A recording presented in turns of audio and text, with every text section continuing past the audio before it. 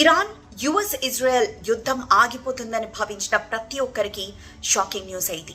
ఎందుకంటే piece talks అంటూ Pakistan PM ఇటు ఇరాన్ ప్రతినిధులు యుఎస్ ప్రతినిధులతో చర్చలు జరిపినా ఆ చర్చలు విఫలమయ్యాయి. ఇరాన్ ప్రతిపాదనలు షరతుల్ని బేషరతుగా నో అని చెప్పేసింది యుఎస్. అలానే ఇరాన్ కి సంబంధించిన ఇతర దేశాల్లో ఖాతాల్ని టోటల్ గా ఫ్రీజ్ చేసింది. వాటిని విడుదల చేసేందుకు అంగీకరించలేదు అమెరికా. అయితే అమెరికా షరతుల్ని కూడా ఇరాన్ అంతే గట్టిగా తోసిపుచ్చినట్లు తెలుస్తోంది. దీంతో ఈ చర్చలు విఫలమయ్యాయి. సో నెక్స్ట్ ఏం జరగబోతోంది?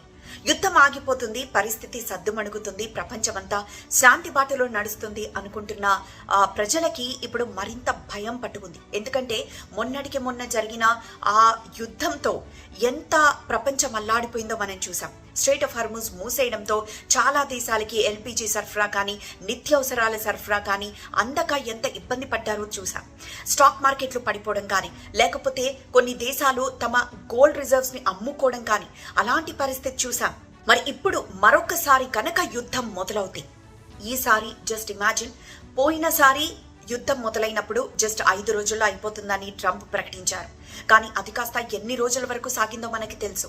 మరి ఇప్పుడు యుద్ధం మళ్లీ మొదలవుతే రెండు దేశాలు ఇప్పటికే యుద్ధానికి సంబంధించిన అన్ని సన్నాహాలు చేసుకున్న తర్వాత, అంటే ఎవరి బలాలు వాళ్ళు చూపించుకోవడానికి అలానే ధీటుగా ఎదుర్కోవడానికి మరొకసారి రిజర్వనేట్ అయి మరి ఇరు దేశాలు సిద్ధమైపోయిన నేపథ్యంలో ఇప్పుడు నెక్స్ట్ యుద్ధం ఇంకెంత సీరియస్గా ఉంటుందో మనం అర్థం చేసుకోవచ్చు.